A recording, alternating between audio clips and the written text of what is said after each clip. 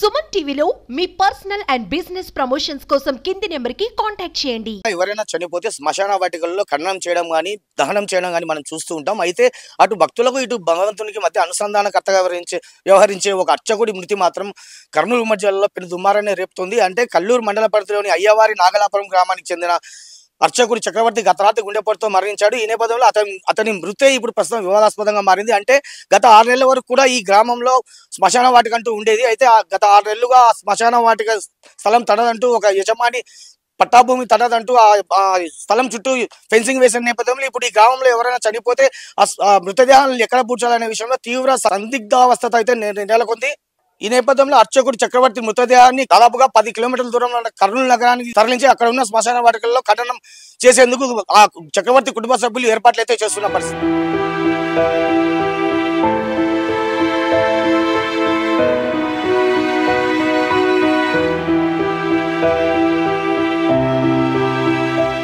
శ్మశానమే లేని ఊరు ఉంటుందంటే ఎవరైనా నమ్మగలరా? కానీ ఇది నిజం. కల్లూరు మండలం పరిధిలోని అయ్యవారి నాగలాపురం గ్రామం దుస్థితి ఇది. ఈ గ్రామంలో ఇక్కడ చూపిస్తున్న ప్రాంతంలో దాదాపుగా ఎకరా విస్తీర్ణంలో ఉన్న ఈ ప్రాంతంలోనే ఈ గ్రామస్తులు ఈ గ్రామంలో ఎవరైనా చనిపోతే ఈ శ్మశానంలో ఇక్కడ పూడ్చేవారు. అయితే గత 6 నెలలుగా ఈ స్థల వివాదం నడుస్తోంది. ఈ నేపథ్యంలో ఆ స్థలానికి ఈ స్థలం యజమాని ఈ ప్రాంతానికి ఎవరు మృతదేహాలను పూడ్చేందుకు అనుమతి ఇవ్వనంటూ చుట్టూ ఫెన్సింగ్ వేశారు. ఈ నేపథ్యంలో ఈ గ్రామంలో ఎవరైనా చనిపోతే కనీసం ఖననం చేసేందుకైనా దానం చేసేందుకు వీలు కాని పరిస్థితి అయితే ఇక్కడ నెలకొని ఉంది. ఇది ఇక్కడ తాజా పరిస్థితి. నాగలాపురం గ్రామంలో మనం ఉన్నాము. ఇక్కడ స్థానికులు ఉన్నారు. వారితో మాట్లాడి వారి గ్రామ సమస్య అంటే ప్రధానమైన ఈ శ్మశాన వాటిక సమస్య గురించి మరిన్ని వివరాలు తెలుసుకునే ప్రయత్నం మనం ఇప్పుడు చేద్దాం. అన్న నమస్తే. నమస్తే. మీ గ్రామంలో శ్మశాన వాటిక లేదంటారు, వాస్తవమేనా? ఒకప్పుడు ఉండేదే, ఇప్పుడు ప్రస్తుతము లేదు అని దాదాపు గత 2 సంవత్సరాల నుండి జరుగుతుంది. ఇది ఎంఆర్ఓకి పోయి లెటర్ ఇచ్చిన ఊరు మందల్లో పోయి ఎంఆర్ఓకి ఇచ్చి ఎంఆర్ఓ వచ్చి చూసి ప్రస్తుతానికి ఇక్కడ చూసుకోండి అని చెప్పి గంట సేపు ఉండిపోయినాడు. తర్వాత మళ్ళీ ఇప్పుడు ఎవరెవరు చచ్చిపోయినప్పుడు ఇది సమస్య. ఇప్పుడు గత 6 నెలల కిందనే ఒక ఆమె చచ్చిపోయా.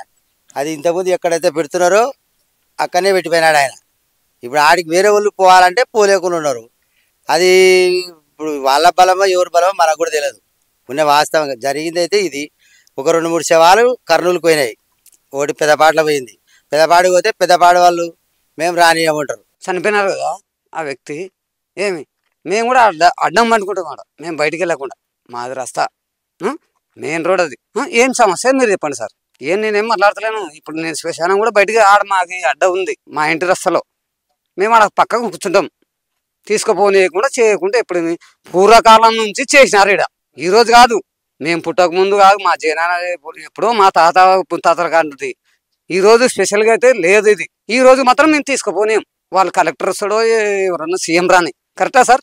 ఏమన్నా తీసుకపోతే ఈ మృతదేహాన్ని ఏం చేస్తారు మరి? కూర్చోాలి కదా. వస్తారు సార్. ఇప్పుడు అందాక నేను చెప్తున్నా సార్, వస్తారు. మనం నిలబడితే 1 గంట 2 గంటలు కానీ నిలబడితే తీర్మానం చేస్తారు ఏది పరిష్కారం అనేది. మీ గ్రామానికి శ్మశాన వాటిక ఏర్పాటు చేయాలని మీరు డిమాండ్ చేస్తున్నారు? నా డిమాండే కాదు, మా ఊర్లో అంతా మేమెందుకు ఇట్లా తీసుకుపోనిస్తాం సార్? పూర్వకాలం నుంచి ఉంది అది. ఈ రోజు నాకు కొత్తగా అంటే నేను ఎందుకు తీసుకుపోనిస్తాడా ఇంటి ముందర? కరెక్టే కదా. కొంతమంది మోటార్లు ఏం చేస్తారు, స్నానం చేసి కుండతో నీళ్ళు తీసుకొచ్చి ఏమైనా ప్రదక్షిణ చేసి కూడా దానికి కూడా సౌకర్యం ఉంటుంది. బోర్ వేపిస్తామన్నారు. అన్నిటికీ బాగుంటుంది అంటే కొంతమంది ఈ పక్కనే పోవాలా ఆ పక్కనే పోవాలంటే మనిషి శాస్త్రమైనది కాదు సార్. అస్థికలు ముఖ్యమైనది కాదు. ఈ పక్క రోడ్డు ఉంటే ఆ పక్క వాళ్ళని కొనలేరు కదా. పబ్లిక్ రోడ్ మేము దీనికి కూడా ఏం అబ్జెక్షన్ చేయను. ఈ పక్క ఏమైనా శ్మశాన వాటికి ఏర్పాటు చేస్తే రావడం పోవడం ఎద్దులు పశువులు అన్ని రోడ్లు కూడా సరిగ్గా లేవు. రేపు పొద్దున వర్షం పడినా కూడా మోకాళ్ళలోతో ముళ్ళు గిళ్ళు ఆ ఉద్దేశంతోనే మేము మారిస్తే బాగుంటుంది అని అనుకూలంగా దానితోనే ఊరు అనుకూలంగానే అనుకుంటున్నాం. గ్రామ పంచాయతీ పెద్దపాడేదాన్ని నాలపరంటే ఊరికి ఇప్పుడు అన్ని ఊర్లు కలుస్తున్నాయి. ఇప్పుడు కర్నూలు ఎన్నో వీధులు ఉన్నాయి. ఆ వీధికి సరిపోయిన వాళ్ళు అది ఉంది. కానీ ఈ ఊరు నుంచి ఆ ఊరికి, ఆ ఊరి నుంచి ఈ ఊరు కానీ భేదం ఏది ఉండదు సార్. శ్మశానము అది పట్టాస్థలము, దాన్ని తీసేసినారు. అది దానివల్ల ఇప్పుడు అక్కడ పెద్దపాడు దగ్గర ల్యాండ్ బ్యాగ్ దగ్గర చూపించినారు. కాకపోతే కొందరు దానికి అబ్జెక్షన్ చేస్తున్నారు అని చెప్పి పోవట్లేదు. ఒక 2-3 శవాలు అయితే బయటకు పోయినాయి. ఇప్పుడు ఈ రోజు ఆ దేవాలయం దగ్గర చనిపోవడం జరిగింది. ఆయన ఎక్కడ తీసుకుపోవాలో ఎక్కడ పెట్టాలనేది ఒక సమస్య. కాకపోతే ఇక్కడ పరంపకు స్థలం అనేది ఒక ఎంఆర్ఓ గారికి అర్జీ పెట్టడం జరిగింది. అయితే దాన్ని 15 సెంట్లు స్థలం ఉంది సార్. ఇక్కడ ఆ 15 సెంట్ల స్థలం తక్కువ ఉంది, కొలిచండి అని చెప్పినారు. కొలిస్తే అదేమి ఇంకా ఉన్న దాంట్లోనే ఇంకా తగ్గింది. 15 సెంట్లు అయితే మంది కానీ తగ్గింది, రస్తా వెడల్పు తగ్గింది. దాన్ని ఇప్పుడు ఇక్కడే పెట్టినారు, ఈడే పెట్టమన్నారు చెప్పడం అది కరెక్ట్ కాదు. అది ఆయన ఏమి కొలిచినాడు, ఎక్కువ ఉంటే పెట్టిద్దామనే ఆలోచనతో ఉన్నాడు. ఇంకా తగ్గింది స్థలం, అక్కడైతే ఆయన కరెక్ట్ ఇక్కడ పెట్టండి అనేది లేదు, చెప్పలేదు, వెళ్ళిపోయినాడు.